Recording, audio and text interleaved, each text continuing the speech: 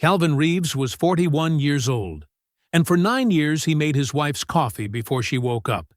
He was a union electrician, work boots by the door, calluses on his hands, and Diana was a real estate agent who had stopped hiding her embarrassment about that. She called him comfortable to the man she'd been meeting in hotels for 14 months. She told that man she had a plan. What Diana never considered was that the quiet man she'd written off had spent 7 years building something she knew nothing about. 11 rental properties, 2 commercial buildings, a portfolio worth $2.3 million, constructed in total silence while she looked right through him. On a Sunday afternoon, she told Calvin he wasn't ambitious enough, that she'd outgrown him, that she deserved more, and put him out of the house he paid for. He packed 2 bags and stood on the front steps without a single word. Then a silver Rolls-Royce Ghost turned into the driveway. What happened next would cost Diana everything she thought she'd already won. Before we jump into the story, comment where in the world you are watching from and subscribe, because tomorrow's story is one you need to hear. The morning light hadn't yet touched the Atlanta sky when Calvin Reeves pulled himself out of bed. The alarm clock's red numbers showed 5:45 a.m., same as every workday for the past 9 years. He moved quietly through the darkness, his feet finding the familiar path to the kitchen of the craftsman home he'd bought when they first married. Calvin sat at the kitchen table and pulled on his work boots, the leather worn but well-maintained. He'd bought them 2 years ago from the same shop he always used, the one run by old Mr. Johnson, who remembered everyone's size. The laces made soft whispers against the eyelets as he threaded them with practiced hands. The coffee maker hummed to life under his touch. He measured the grounds carefully. 2 scoops plus a quarter more, just how Diana liked it. The ritual was as natural as breathing. Set the timer for 7:30 when she'd wake up. Rinse his travel mug. Check the cream level in the fridge. 9 years of mornings, and he'd never once forgotten. The kitchen showed signs of his handiwork everywhere, though most people wouldn't notice.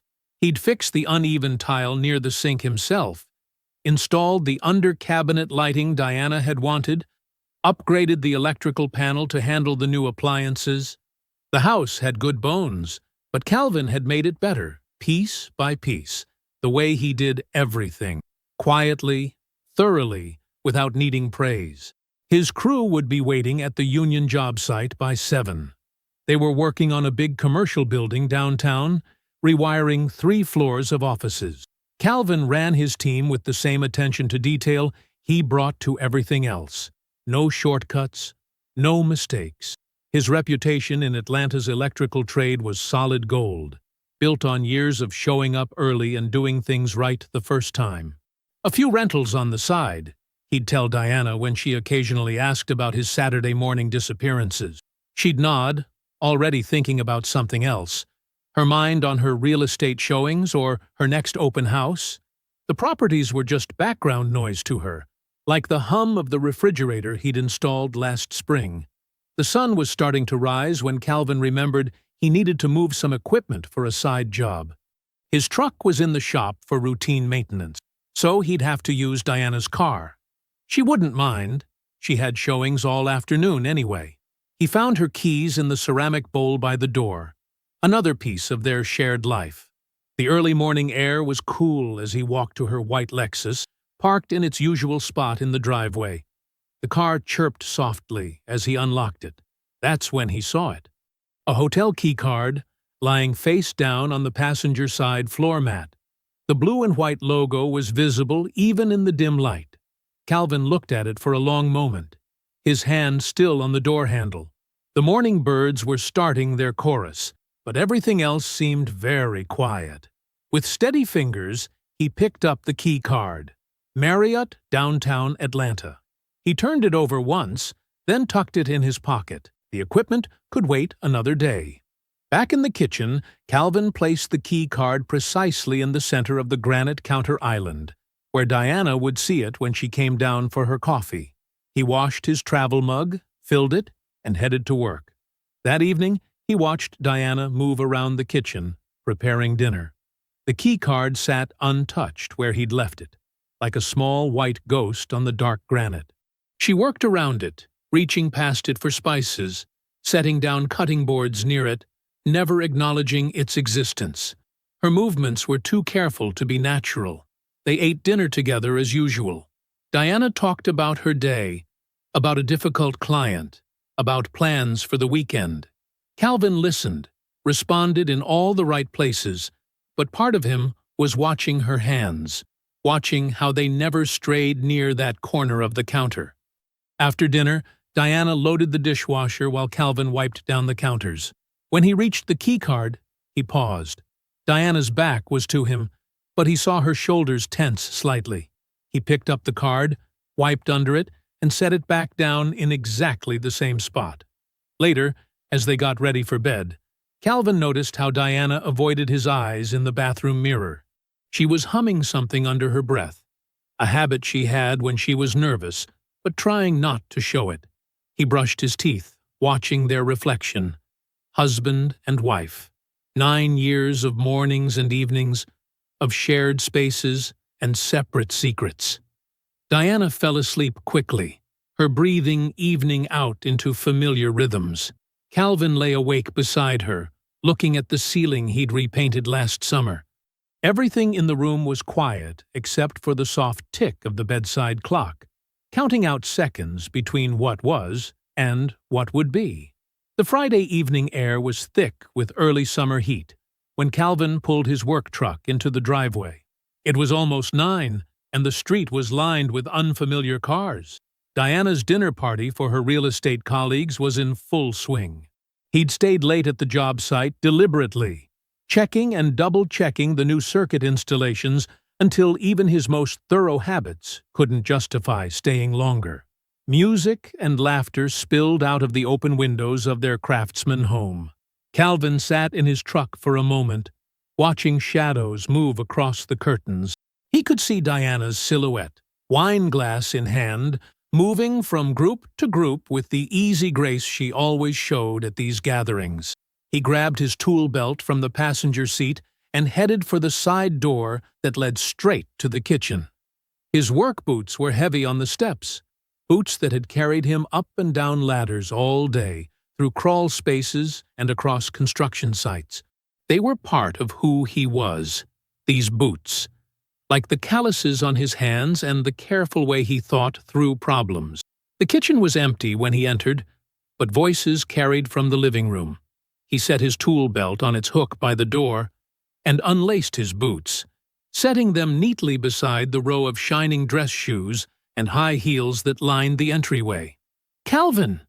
Diana's voice was bright, pitched just a little higher than normal. She appeared in the kitchen doorway, wearing the blue dress he'd given her for Christmas. "I didn't think you'd make it." "Job ran late," he said simply, washing his hands at the kitchen sink. "Come join us. Everyone's having such a wonderful time." He followed her into the living room, where 8 or 9 people stood in clusters, holding wine glasses and small plates. The coffee table was spread with the kind of fancy appetizers Diana ordered from that place downtown. Nothing like the simple meals they used to share when they first married. "Look who finally made it," Diana announced, her hand light on his arm.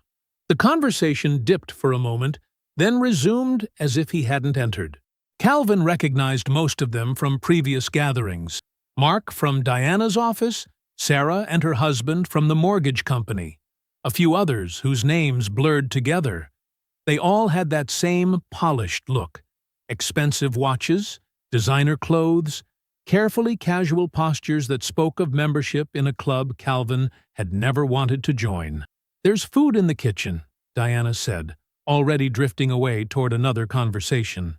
He stood there for a moment, watching how easily they all moved in this world they shared with his wife. Someone was talking about a new development in Buckhead. Someone else mentioned country club memberships. Their words flowed around him like water around a stone. "Those work boots by the door yours, Calvin?" It was Mark, smirking slightly over his wine glass. "Must have been quite a day on the tools." A ripple of laughter moved through the nearest group. Diana's laugh came quickest, loudest, like she needed to prove she was in on the joke. "Every day's a day on the tools," Calvin said quietly. He didn't explain that those tools had built everything they were standing on. Didn't mention the properties those tools had helped him renovate. Some truths weren't meant for people who wouldn't understand them anyway. The party continued around him. He made a plate of food he didn't really want, answered questions no one really cared about, watched Diana perform her role as hostess with practiced ease. It was nearly midnight when the last guest left. Diana disappeared upstairs while Calvin gathered empty glasses from various surfaces. He was loading the dishwasher when he went to the bathroom off the kitchen and saw her phone lying on the counter, screen still lit from whatever last message she'd been sending. Something made him pause, that same diagnostic instinct that had served him well for 20 years of electrical work. When something feels wrong, you trace the current back to its source. The phone's screen showed a message thread with someone named Philip G. Calvin had never heard Diana mention a Philip, but as he scrolled up, 14 months of messages filled the screen. Hotel meetings at the downtown Marriott, weekend trips Diana had called conferences, intimate conversations about their future together. And there, scattered through the messages like bitter seeds, were Diana's words about Calvin himself. "He's comfortable. Just managing the situation for now. I have a plan. Be patient." With steady hands, Calvin opened his own phone's camera. He photographed screen after screen of messages, making sure each one was clear and readable. When he was done, he closed her phone exactly as he'd found it and walked to the kitchen. The house was quiet now. All the party sounds faded to memory. Calvin filled a glass with water from the tap, the same tap he'd fixed last month when it started dripping. He drank slowly, looking out the window at the darkness beyond. Upstairs, he could hear Diana getting ready for bed, humming that nervous tune again. He finished his water, rinsed the glass, and set it in the drain board. He would not wake her tonight. Would not confront what he'd seen. Calvin Reeves had learned long ago that understanding came before action, and he needed to understand everything before he made his next move. 3 days felt like 3 years. Calvin moved through them like a man underwater, every gesture slowed and deliberate. He made Diana's coffee each morning, just as he always had. He came home at his usual time.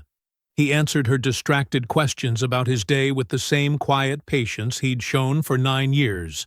But he noticed everything now, how she angled away from him when they passed in the hallway, how her phone never left her hand, how she'd started taking calls in the backyard, where the neighbors' air conditioning units would mask her voice. Each detail clicked into place like wires in a junction box, completing a circuit he wished he'd never had to trace. Sunday afternoon arrived heavy with humidity, the kind of Georgia heat that made the air feel solid. Calvin sat at the kitchen table, reading the paper and drinking coffee, when Diana appeared in the doorway. She wore the expression he'd seen forming behind her eyes for days, determined, rehearsed, almost righteous. "We need to talk," she said, pulling out the chair across from him. Her voice had that practiced tone she used with difficult clients. Calvin folded his paper carefully, aligning the edges with methodical precision. "All right, this isn't working anymore." Diana's hands were flat on the table, manicured nails pressing into the wood. "I want a divorce." The words hung in the air between them. Calvin watched a bead of condensation roll down his coffee cup, leaving a dark ring on the table's surface. "I need you to leave today," she continued, gaining momentum. "I've already spoken to a lawyer. This house is mostly in my name anyway. And let's be honest, you can't afford to buy me out." Calvin sat very still, watching her remake herself into the woman she wanted to be. Someone too good for a man who wore work boots and carried tools. "You're not ambitious enough," she said, each word sharp and practiced. "You're content just being an electrician, managing a few rentals on the side. Do you know how embarrassing it is when my colleagues ask what my husband does?" Everyone else's husband is a executive or owns their own company. But you, she gestured at his coffee cup, the simple button-down shirt he wore. You're comfortable being ordinary. The word landed like a key turning in a lock. Comfortable. The same word she'd used in those messages to Philip. I've outgrown this, Diana pressed on. I deserve more. I need someone who understands my world, who can give me the life I should have. I need you gone by tonight. Calvin stood slowly, his chair scraping against the tile floor. I'll pack a bag. That's it? Diana's composure cracked slightly. You're not going to fight for this? He looked at her, really looked at her, seeing clearly the woman who'd spent 14 months plotting his disposal. No. Upstairs, Calvin packed efficiently. 2 duffel bags with clothes, toiletries, his father's watch, the photograph of his parents he kept on his dresser. He could hear Diana pacing downstairs, her heels clicking against the hardwood like a metronome counting down the minutes. When he came down, she stood by the front door with her arms crossed, watching him as if she expected him to break, to beg, to reveal himself as desperate as she needed him to be. Instead, he stepped out onto the front porch and set his bags down carefully. The late afternoon sun cast long shadows across their manicured lawn. Behind him, Diana leaned against the doorframe, already starting to wear the expression of someone who'd made a difficult but necessary choice. That's when they heard it. The whisper-quiet purr of a luxury engine. A silver Rolls-Royce Ghost, gleaming like mercury in the sunlight, turned into their driveway with elegant precision. The driver, a young man in a tailored dark jacket, emerged smoothly and approached the steps. Without a word, he collected Calvin's bags and placed them in the trunk with practiced care. Calvin felt Diana's stillness behind him, felt the sudden tension radiating from her rigid posture. He turned, meeting her wide eyes for just a moment. Questions crowded behind her stare, but he had no answers to give her anymore. The ghost's door opened with that signature soft, close smoothness. Calvin descended the steps and slid into the leather interior without looking back again. The door closed with a gentle click that seemed to echo across the quiet street. As the car pulled away, he caught a final glimpse in the side mirror. Diana stood frozen on the porch of the house she thought was hers, her crossed arms now looking less like confidence and more like she was holding herself together. For the first time since she'd married him, she was asking herself the question she should have asked years ago. Who is my husband? The Rolls-Royce Ghost glided through Atlanta's streets as evening settled over the city. Calvin sat in the back, watching familiar neighborhoods slide past through tinted windows. The driver, James, a veteran's son Calvin had hired 6 months ago, navigated with quiet efficiency toward Buckhead. They pulled up to a red-brick 3-bedroom on a tree-lined street. The property stood apart from its neighbors with subtle details. New gutters, fresh landscaping, restored original windows that had cost Calvin 3 weekends to repair himself. He'd bought it last year, renovated it personally on weekends. Diana thought he was doing maintenance checks and kept it rented at market rate until 3 weeks ago. The moment he'd found that hotel key card, he'd quietly arranged for the current tenants to relocate early with 2 months free rent at another of his properties. Some would call it paranoia. Calvin called it preparation. "We're here, Mr. Reeves," James said, opening the car door. Calvin stepped out, taking in the house he now lived in. The porch light clicked on automatically, another upgrade he'd installed himself. James carried the bags inside while Calvin punched in the security code and disabled the alarm. The interior was move-in ready, furnished, utilities connected, kitchen stocked. Calvin had arranged everything through his property management team, people who knew how to be discreet because he paid them well to be. The furniture was simple but solid. No particle board, no cheap veneer. Real wood, real leather, pieces that would last. He'd learned that from his father. Buy quality once instead of replacement twice. Morning came too quickly. and not quickly enough. Calvin showered, dressed in a charcoal suit he kept at the house for property closings, and drove his truck, not the Ghost, to Troy Okafor's law office downtown. The familiar weight of his work boots felt grounding. He hadn't slept much, but his mind was clear. Troy's office occupied the 15th floor of a glass tower near Peachtree Street. The receptionist recognized Calvin immediately. He'd been coming here for 7 years, since the day he'd walked in with an inheritance check and a business plan written in a composition notebook. "He's waiting for you," she said, buzzing him through. Troy stood as Calvin entered, coming around his desk to grip his friend's shoulder. They'd known each other 16 years, since Calvin first arrived in Atlanta with that truck and tool belt. Troy had been a junior associate then. Now his name was on the door. "Sit down," Troy said, gesturing to the leather chair across from his desk. "Tell me everything." Calvin did. The hotel key card, the phone messages, Diana's performance the night before. He laid it out like a wiring diagram. Clean, sequential, no emotion clouding the facts. Troy listened, taking notes in his precise handwriting. When Calvin finished, Troy opened a thick folder on his desk. "Let me show you exactly what we're protecting," Troy said, spreading documents across the polished surface. "Reeves Capital Holdings, LLC, formed 7 years ago. Current holdings, 11 residential rental properties, fully occupied, all maintained above code.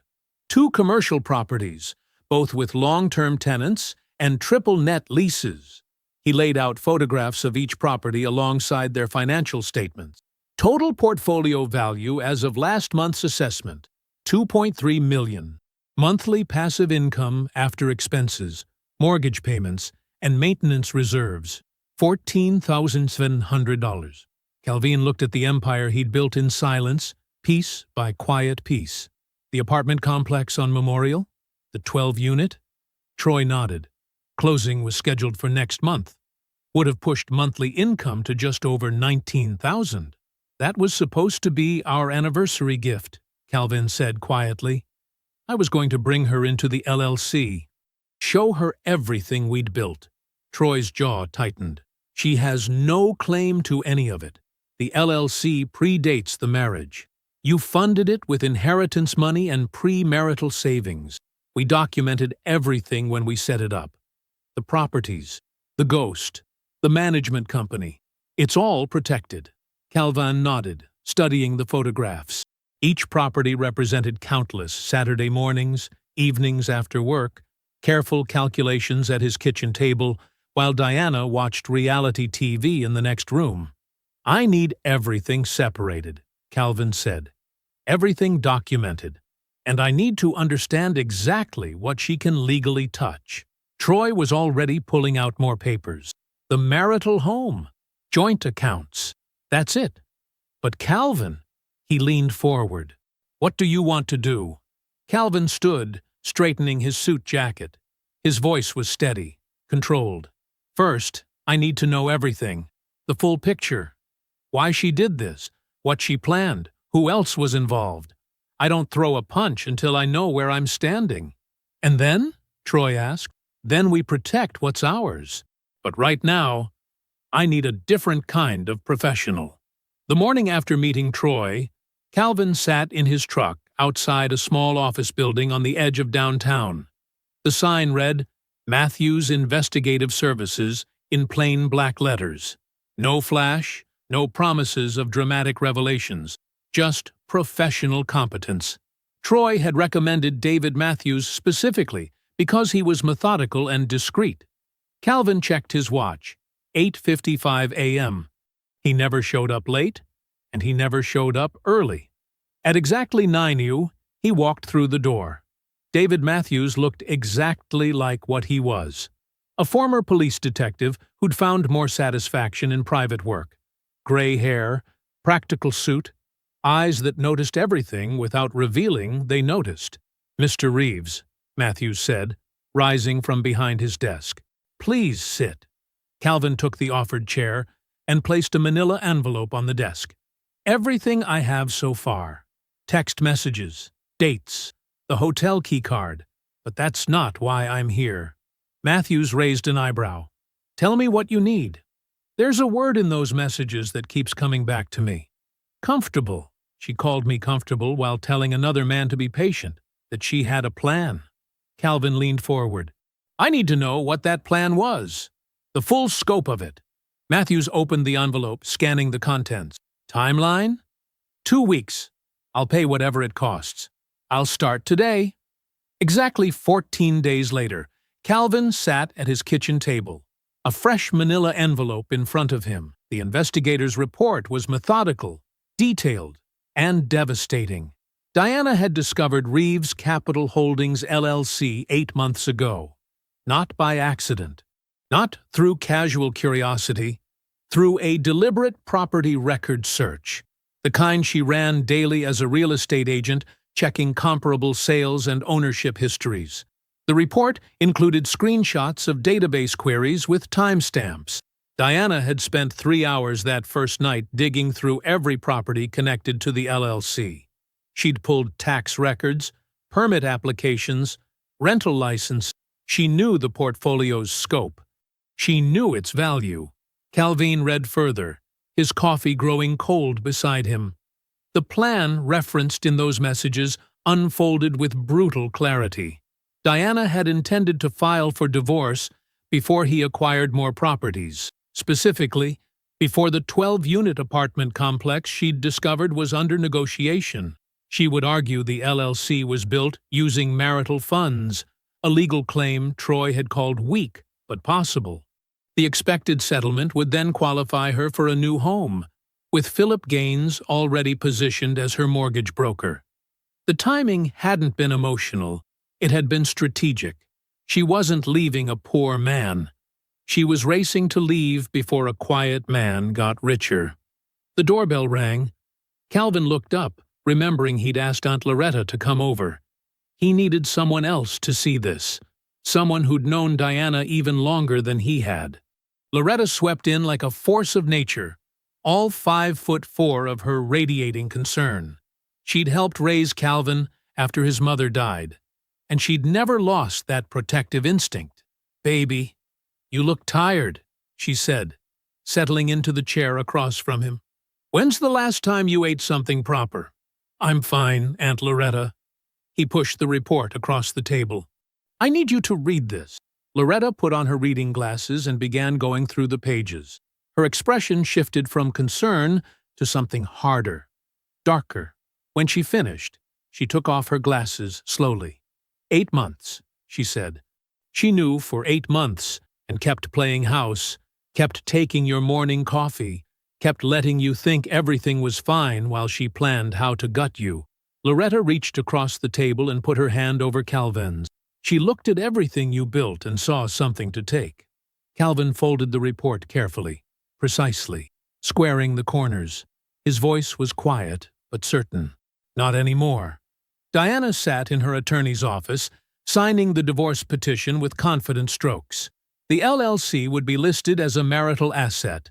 Her attorney had assured her they had grounds to argue it was built during the marriage using joint resources.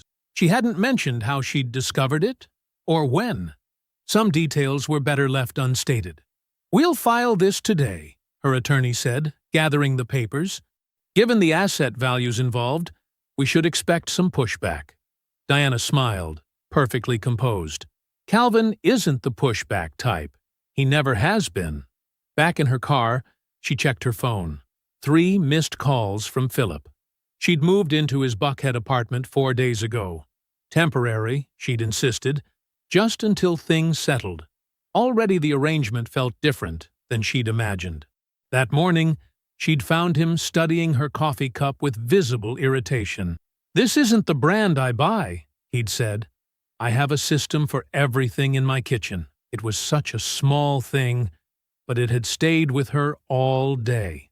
Calvin had never once commented on her coffee choices. He'd simply learned how she took it and made it that way every morning for 9 years. She pulled into Philip's assigned parking spot. He'd been very specific about that too, and noticed his BMW was already there. He usually worked later. As she walked toward the building's entrance, she really looked at that car for the first time. 3 years old, base model, dealer plate frame still on. Nothing like the vehicle he'd described when they'd first met. Philip was waiting inside, pacing the living room. "Where have you been?" "I've been calling, filing the divorce papers," Diana said, setting down her purse. "You knew that's where I was going. You could have texted." He ran a hand through his carefully styled hair. "I had ideas about the settlement approach. We should discuss everything before any moves are made. This affects both our futures."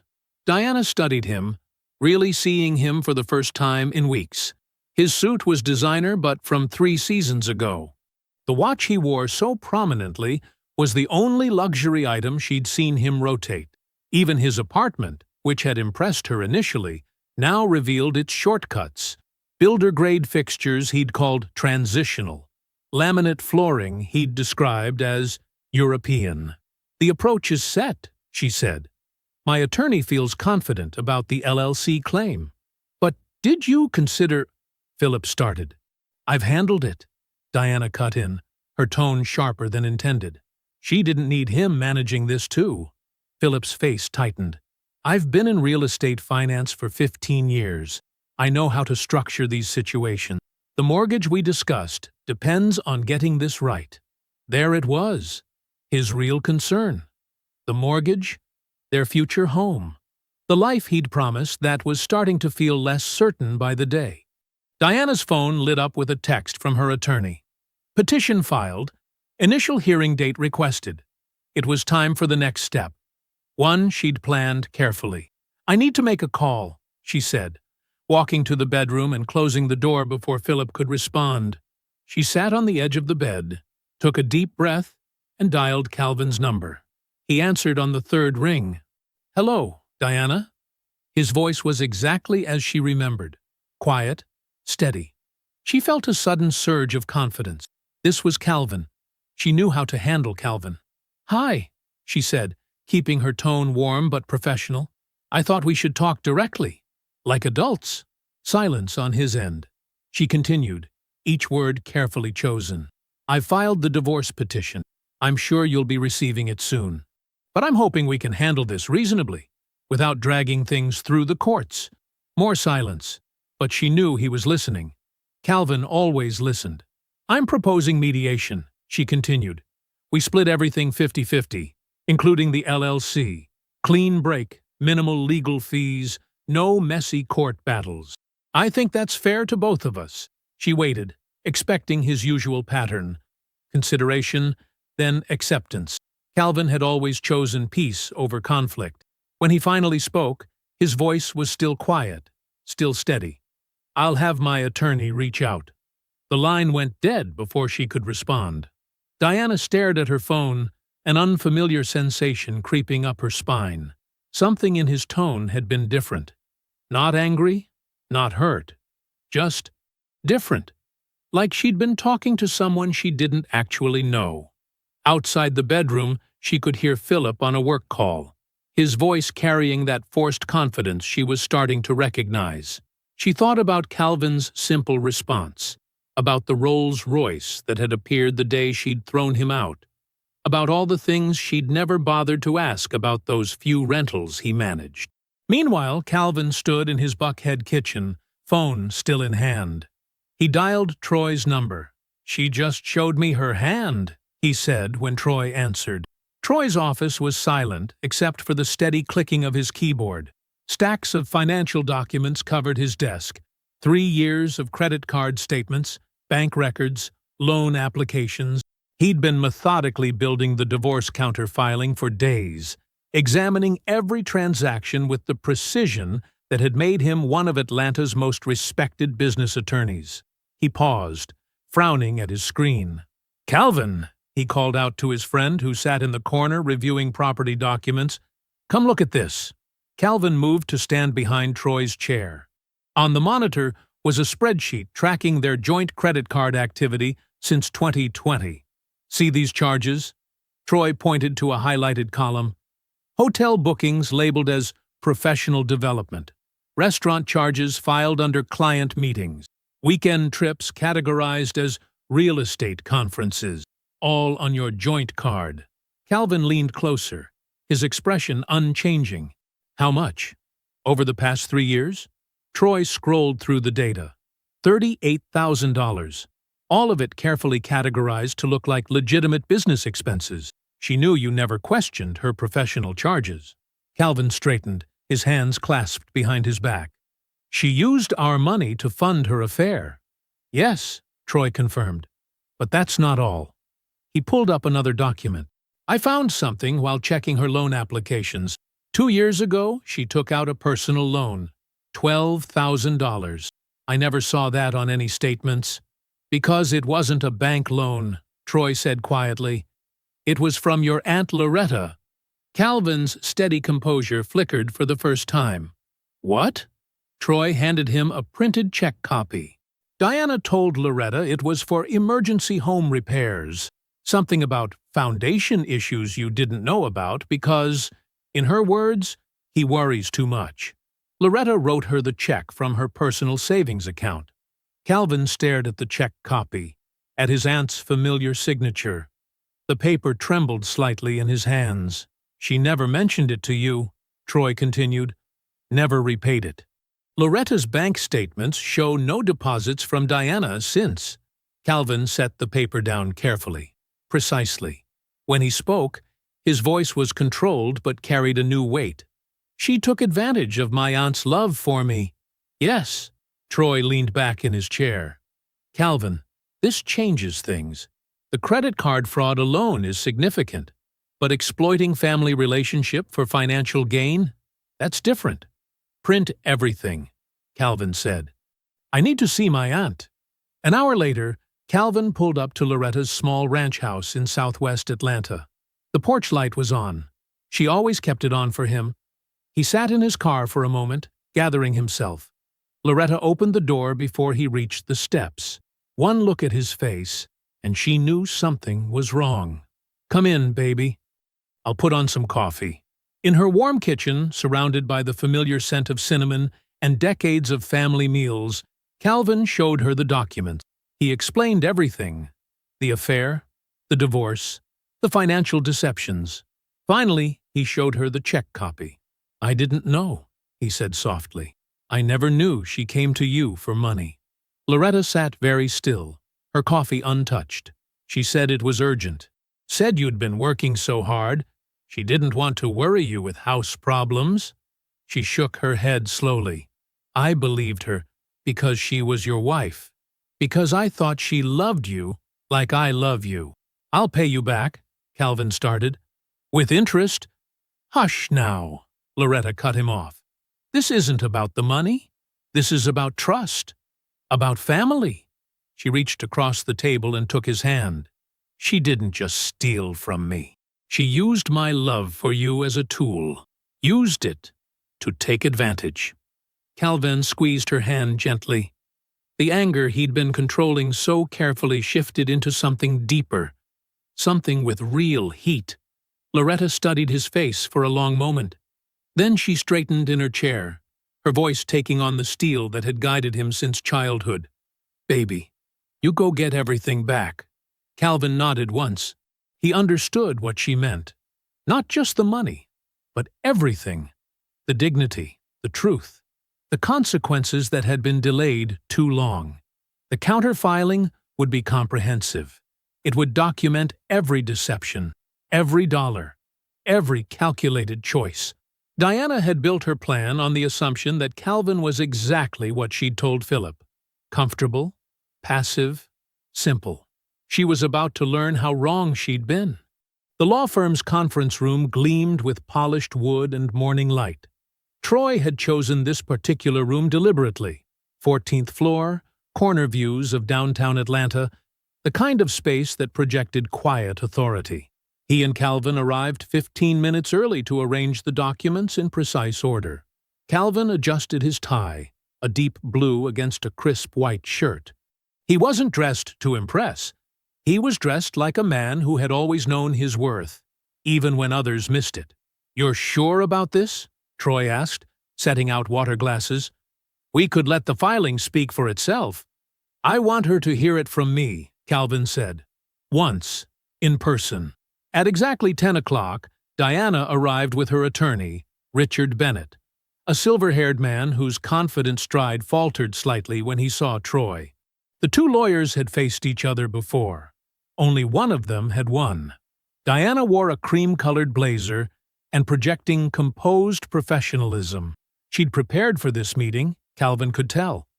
Rehearsed her expressions, planned her responses. She sat down across from him with the same measured smile she'd used when calling to propose mediation. "Thank you for agreeing to meet," she started, her voice warm and reasonable. "I think if we talk directly—" "I'm not here to negotiate," Calvin interrupted quietly. He opened the folder in front of him. "I'm here to make sure you understand exactly what's about to happen." Diana's smile flickered but held. Bennett shifted in his chair. "First," Calvin said, sliding a document across the table, "the timeline of your relationship with Philip Gaines. 14 months of hotel receipts, dinner charges, weekend trips, all documented with dates, locations, and amounts. You used our joint credit card, Diana. Did you think I wouldn't find out?" "Those were business expenses," Diana started. Calvin laid down another document. "Your text messages with Philip discussing which hotels to book, which restaurants had private rooms, how to categorize the charges so I wouldn't notice." He looked at her directly. $38,000 of fraud, Diana. Not business, fraud." Diana's smile vanished. Bennett leaned forward to examine the documents. "Next," Calvin continued, his voice steady, "your discovery of my LLC through property records 8 months ago. Here's the search history from your work computer. The same day you found it, you messaged Philip about finally having leverage. You started planning the divorce that afternoon." Color drained from Diana's face. She hadn't known about the computer records. "You spent 8 months," Calvin said, laying down more papers, "strategizing how to claim a share of my business. Here's your messages discussing it. Here's Philip's mortgage pre-qualification letter, based on your projected settlement. Here's the real estate listings you sent him for houses you planned to buy with money you thought you could take from me." Diana's hands were trembling slightly. She clasped them together in her lap. "But what I really want to talk about," Calvin said, his voice taking on a new weight, "is this." He placed the check copy on the table. $12,000 you borrowed from my aunt. You told her it was for emergency repairs I didn't know about. You used my aunt's love for me to steal from her. I was going to pay her back," Diana whispered. "When?" Calvin asked simply. "It's been 2 years. You never mentioned it to me. Never made a single payment. You just took advantage of an older woman's trust and walked away." Bennett whispered something in Diana's ear. Her jaw tightened visibly. "Here's what's going to happen," Calvin said, gesturing to the documents spread across the table. "The judge will see all of this. Every message, every charge, every calculation you made thinking I was too simple to notice. The LLC is protected. It predates our marriage and was funded with inherited money. You have no claim to it. But you do have liability for $38,000 in fraudulent credit card charges and $12,000 stolen from my aunt." Diana sat very still, her carefully constructed image crumbling under the weight of evidence she couldn't deny. Calvin gathered his papers back into the folder with methodical precision. He stood, straightening his tie with the same careful attention he'd always given to every detail of his life. "You thought I was comfortable," he said, looking down at her. "I was patient. There's a difference." He turned and walked out. Troy followed, closing the door behind them with a soft click that felt like final punctuation. Through the glass wall, Calvin could see Diana staring at the empty table where the documents had been. Documents that told the true story of who she was and who she'd tried to destroy. She had no more moves left to make. The divorce decree landed on Calvin's desk with the weight of finality. Troy had delivered it personally, though Calvin barely needed to read it. Every detail unfolded exactly as they'd planned in that conference room 3 weeks earlier. The LLC claim was dismissed entirely, Troy confirmed, settling into the chair across from Calvin's desk. Judge didn't even hesitate. Your documentation was bulletproof. Calvin nodded, turning to the settlement page. The numbers told their own story. Diana's share of the marital home's equity came to less than $30,000. The refinance she'd taken out 2 years ago, the one she'd never mentioned, had eaten away most of the value she'd counted on. That's about a quarter of what she promised Philip, Troy observed, a hint of satisfaction in his voice. Speaking of Philip, he pulled another document from his briefcase. The Georgia Department of Banking and Finance letterhead stood stark against the white paper. The complaint is filed. We documented everything. How he pre-qualified Diana for a mortgage while actively participating in marital fraud. How he used his professional license to facilitate a scheme he knew about from the beginning. Troy's precise language carried the force of coming consequences. His 2 biggest commercial lending partners already caught wind of the investigation. They pulled their backing yesterday. Calvin watched the Atlanta skyline through his office window, the morning sun catching glass and steel. His brokerage won't survive the month. He's already looking for salaried positions, mid-tier firms, entry-level roles, the kind where you report to someone younger than you and smile about it. Troy allowed himself a small smile. Turns out, reputation matters in mortgage lending. The phone on Calvin's desk lit up, his assistant announcing another call from Diana's number. Third one this week. He pressed ignore without breaking his rhythm. The real estate commission? Calvin asked. Troy nodded, producing another document. Filed the complaint this morning. Diana used her professional access to property records to identify and target assets for divorce strategy before any legal separation. That's a serious ethical violation. They've suspended her license pending review. Calvin absorbed this without visible reaction. How long? Minimum 6 months. Could be longer depending on the hearing. They sat in comfortable silence for a moment, the weight of consequences settling into place like perfectly fitted gears. Beverly Whitfield called my office yesterday, Troy said carefully, watching Calvin's face. Diana's mother. She's seen all the documentation. Calvin's expression remained neutral. What did she want? To apologize. She asked if you'd take her call. No. Calvin's response was quiet but final. That family has nothing left to say to me. Troy gathered his papers, sensing the conversation's natural end. But before he could stand, Calvin spoke again. What about Diana's new place? Small rental off Peachtree. All she could qualify for without income or Philip's backing. Her first check from the temp agency barely covered the deposit. Calvin nodded once, processing this last piece without satisfaction or regret. The Philip who'd seemed so confident in those text messages hadn't lasted a month once his financial facade cracked. He'd disappeared from Diana's life as quickly as he'd invaded it, leaving her with a suspended license and a stack of rental applications no one wanted to approve. The plan she'd executed with such precision, the careful manipulation, the strategic timing, the calculated cruelty, had collapsed under its own hollow weight. She had less now than when she'd started. No house, no license, no lover, no leverage.